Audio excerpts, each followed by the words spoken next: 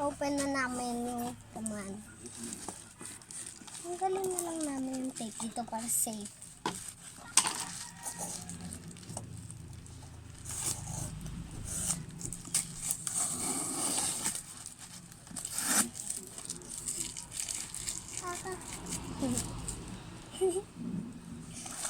Wow! Ito yung laman niya, guys. At saka meron kaming biscuit na hi-ho.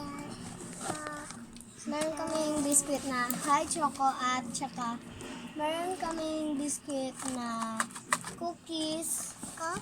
At saka naman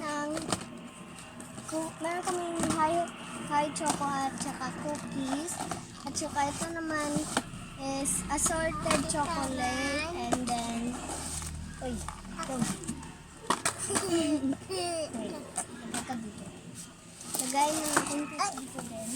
At ito namang isa is cookies din siya. Pero yung flavor niya is magkaiba lang.